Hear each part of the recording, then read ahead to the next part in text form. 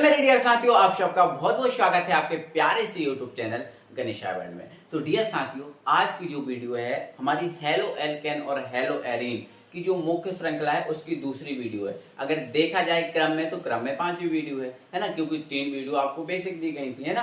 तो आपको सारी वीडियो को इनको देखना है तो वीडियो के डिस्क्रिप्शन में इसका प्लेलिस्ट दिया है, आप जाओ और क्रम से आप देख सकते हो इनको, ठीक है ना। चलो स्टार्ट करते हैं। तो भैया आज का हमारा टॉपिक रहेगा, सबसे पहले तो यार हम कार्बन जो है ना, कार्बन कार्बन के बीच मतलब सबसे पहले तो संकरण की प्रकृति समझेंगे कि कार्बन कार्बन के बीच संकरण कब कौन सा होगा, कब sp होगा, कब sp2 होगा, कब sp3 होगा, ये होगा।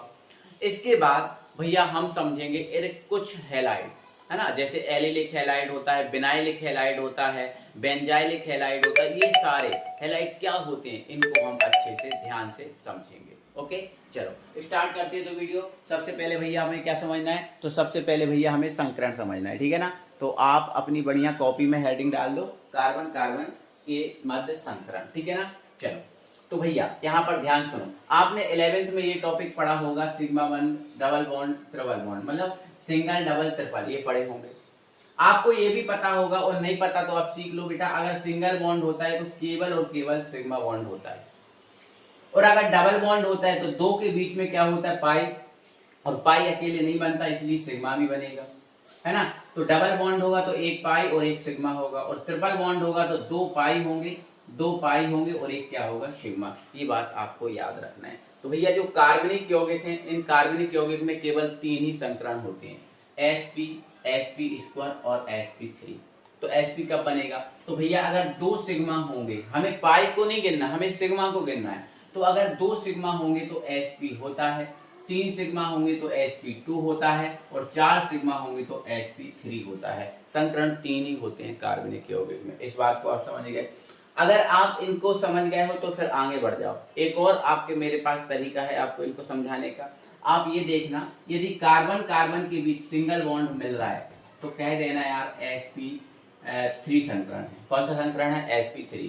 और कार्बन कार्बन के बीच डबल बॉन्ड मिल रहा है तो डायरेक्ट कह देना यार sp2 होगा। और कार्बन कार्बन के बीच अगर ट्रिपल बॉन्ड मिल रहा है तो डायरेक्ट कह देना यार sp होगा। अच्छा सर ये कैसे होगा आप बताओ। तो देखो यही लॉजिक यहाँ लगा हुआ है, यही लॉजिक यहाँ लगा हुआ। कैसे सर समझाओ। तो भाई देखो, इसकी वैलेंसी कितनी होगी, 4 होगी। अब 4 होगी तो अभी तो एक ही है। अब 4 करने के लिए इसमें 3 क्या जोड़ने पड़ेंगे, एच जोड़ने पड़ेंगे। अब 3 एच जोड़ देंगे तो देखो इस कार्बन के चारों ओर कितने सिग्मा हो गए।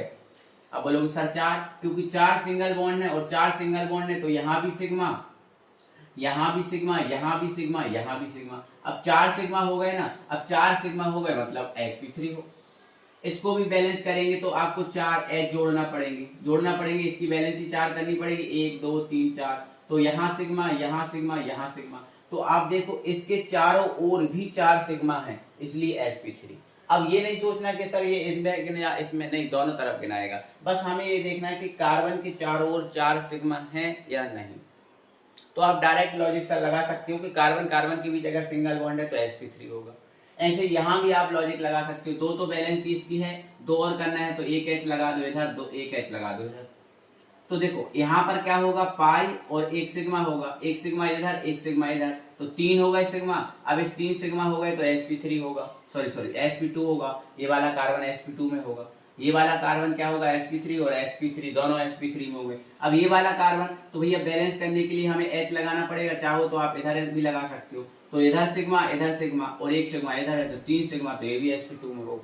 तो ऐसे लॉजिक आप लगा सकते हो, आप अपने दिमाग से कॉपी में कर सकते हो, ठीक है। अब हमारे पास कुछ उदाहरण है, इनमें आपको सिग्मा और पाई बॉन्ड डायरेक्ट बताना है। तो सिंपली यार बता सकते हो, कार्बन कार्बन के बीच सिंगल बॉन्ड है मतलब यहाँ तो sp3 होगा। कार्बन कार्बन के बीच सिंगल बॉन्ड है मतलब यहाँ भी sp3 होगा। अब देखो कार्बन कार्बन के बीच डबल बॉन्ड है मतलब यहाँ sp2 होगा और यहाँ भी sp2 होगा।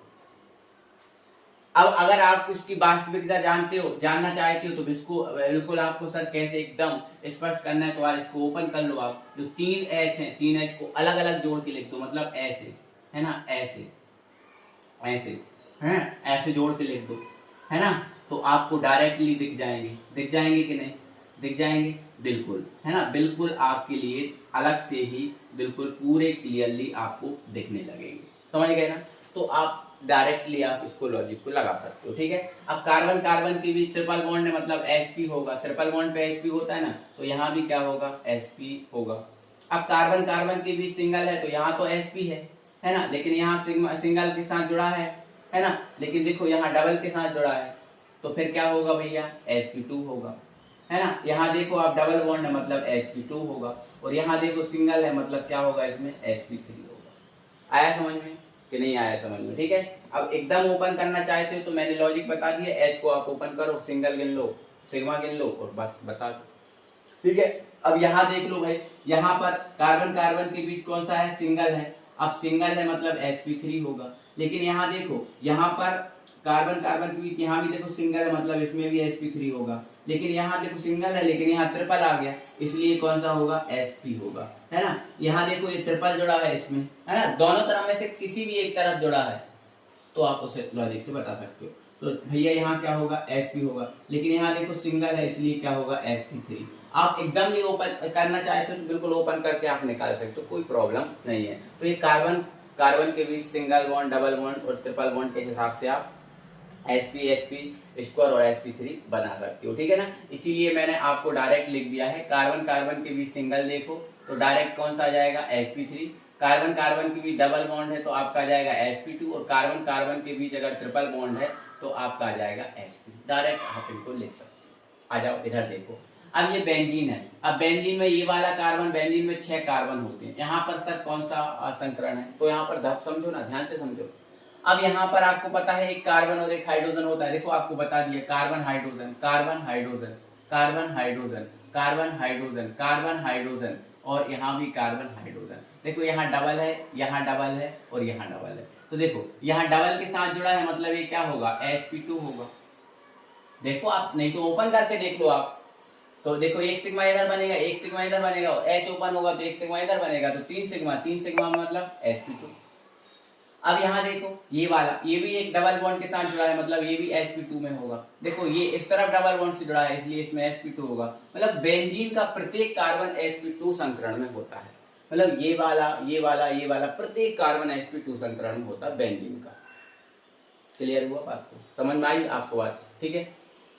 यहाँ देखो, यहाँ पर क्या है, sp2, बेंजीन में है ना, डबल बॉन्ड है तो sp2 में होगा, प्रत्येक कार्बन sp2 में होगा। लेकिन भैया ये वाला आप देखो, ये वाला जो है आपका कार्बन, ये कौन से संकरण में है, तो देखो एक बॉन्ड इधर लगा, एक बॉन्ड इधर, मतलब एक सिग्मा इधर, एक सिग्मा इधर, और जब 2 H ओपन होंगे तो 2 सिग्मा इधर मिल जाएंगे, तो टोटल कितने सिग्मा होंगे, 4, और 4 सिग्मा होंगे, मतलब ये जो है आपका sp3 संकरण में, कौन संकरण में, sp3 संकरण है। आई होप आपको मतलब एक बहुत छोटे रूप में मैंने आपको सारा समझा दिया और आपको समझ में आ भी गया होगा, है ना। और जिसको समझ में नहीं है थोड़ा सा वीडियो फिर से आप रिपीट करो, आप समझ जाओगे, क्योंकि यार लॉजिक तो ना, लॉजिक तो यहाँ फंसा हुआ है, लॉजिक तो यहाँ फंसा हुआ है, ये समझ गए तो ये पूरा फिर कुछ नहीं है हमारे लिए, सारा कुछ समझ जाओगे, ठीक है ना। तो ये हमारा संकरण वाला टॉपिक होता है खत्म। अब आगे बढ़ेंगे और जो कुछ टाइप के अलग अलग टाइप के हैलाइड हैं इनको हम एक बार समझ लेंगे, अच्छे से देख लेते हैं। तो भाई ये विभिन्न प्रकार के जो एल्किल हैलाइड हैं अक्सर एनसीईआरटी 1 या 2 नंबर में पूछ रहा है आजकल, तो इन सभी टाइप के हैलाइड को आप जान लो, अच्छे समझ लो। देखो पहला है भैया विनाइलिक हैलाइड, पहला क्या है भैया, विनाइलिक हैलाइड। तो सर ये विनाइलिक हैलाइड क्या है, तो देखो इधर देखो भाई, यहाँ पर आप एक लाइन समझो, यहाँ पर लिखा हुआ है इसकी परिभाषा, देखो मैंने एरो करके ऐसी परिभाषा लिखी है, एरो आ रहा है ना इधर, देखो यदि हैलोजन परमाणु sp2 संकृत कार्बन से जुड़ा है तब उसे विनाइलिक हैलाइड कहते हैं। मतलब इस हैलाइड में जो हैलोजन परमाणु है वो sp2 संकृत कार्बन से जुड़ा होता है, sp2 संकृत कार्बन से जुड़ा है। तो देखो ये है आपका हैलोजन परमाणु और ये हैलोजन परमाणु sp2 संकृत कार्बन से जुड़ा है। देखो सिंपल है यार, कार्बन कार्बन के बीच सिंगल बॉन्ड है यहाँ पर, तो ये आपका कौन सा हो जाएगा, sp3। अब यहाँ सिंगल है लेकिन यहाँ डबल है तो ये sp2 में आएगा, और ये वाला कार्बन भी किस में आएगा, sp2 में। तो देखो हैलोजन परमाणु जो है sp2 संकृत कार्बन से जुड़ा है, तो भाई अगर ऐसी कंडीशन मिल रही है कि हैलोजन परमाणु sp2 में जुड़ा है तो आपका वो कौन सा हो जाएगा, विनाइलिक हैलाइड। ऐसा यार आप किसी के साथ भी देख सकते हो, ऐसा आप एक एग्जाम्पल नहीं, आप कई एग्जाम्पल ऐसे बना सकते हो, एक नहीं कई बना सकते हो आप। बस आपको इसमें करना क्या है कि बस हैलोजन परमाणु को sp2 संकृत कार्बन से जोड़ना है, वो विनाइलिक बन जाएगा, बस खत्म कहानी। ऐसे कई एग्जाम्पल आप खुद के मन से आप बनाकर देख सकते हो, ठीक है ना। चलो आ जाओ फिर भाई एलिलिक हैलाइड। तो देखो यहाँ लिखा है एलिलिक हैलाइड, ये दूसरी परिभाषा, यदि हैलोजन परमाणु sp3 संकृत कार्बन से जुड़ा हो, मतलब हैलोजन परमाणु जो है ना sp, देखो यहाँ पर अगर संकरण बताऊं तो यहाँ डबल बॉन्ड है तो sp2 होगा, यहाँ डबल बॉन्ड है तो sp2 होगा, लेकिन यहाँ सिंगल है तो sp3 होगा कि नहीं, ठीक है। तो हैलोजन परमाणु sp3 संकृत कार्बन से जुड़ा हो और वह कार्बन, मतलब ये वाला जो कार्बन हैलोजन परमाणु sp3 से जुड़ा हो, लेकिन ये जो आपका कार्बन है, ये वाला कार्बन कार्बन कार्बन बीच द्विबंध से जुड़ा होना चाहिए, ठीक है। लेकिन वह कार्बन कार्बन कार्बन द्विबंध, देखो द्विबंध लगा है ना बीच में, कार्बन कार्बन द्विबंध से जुड़ा हो, तब उसे क्या बोलते हैं, एलिलिक हैलाइड बोलेंगे। तब उसे हम क्या बोलेंगे, एलिलिक हैलाइड। मतलब ये वाला जो हैलोजन है वो तो sp3 से होना चाहिए, लेकिन अब जो ये वाला कार्बन जुड़ा है, ये कार्बन कार्बन के बीच डबल बॉन्ड से ही जुड़ा होना चाहिए, तब आपका ऐसा नहीं बोल सकते sp2 से जुड़ा हो, नहीं, कार्बन कार्बन डबल बॉन्ड से अगर ये वाला कार्बन जुड़ा है और उससे हैलोजन जुड़ा है तो ये एलिलिक हैलाइड है, ठीक।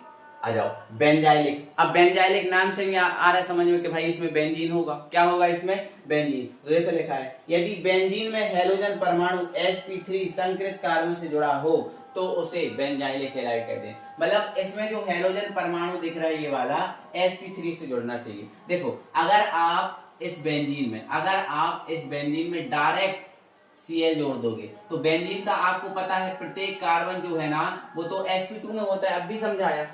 तो डायरेक्ट तो sp2 के साथ जुड़ा है, और अगर डायरेक्ट sp2 से जुड़ा है तो वो एरिल हैलाइड है। देखो एरिल हैलाइड लिखा है, यदि बेंजीन में हैलोजन परमाणु sp2 से जुड़ा है तो वो आपका संकृत कार्बन से जुड़ा है तो उसे एरिल हैलाइड कहेंगे, तो उसे एरिल, मतलब अगर डायरेक्ट जुड़ा है तो एरिल, लेकिन हमें क्या जोड़ना है बेंजाइलिक में sp3 से, और अगर हमें इसमें sp3 वाले कार्बन से जोड़ना है तो पहले इससे आपको sp3 वाला एक कार्बन जोड़ना पड़ेगा। तो देखो मैंने sp3 वाला जोड़ दिया, तो देखो ये वाला जो कार्बन है ये सिंगल के साथ जुड़ा है और सिंगल बॉन्ड है, इसलिए क्या हो गया sp3। या फिर आप H को अलग अलग ओपन करके निकाल सकते हो, दो सिंगल सिग्मा इधर आ जाएंगे और दो सिग्मा H दे देगा तो sp3 होगा।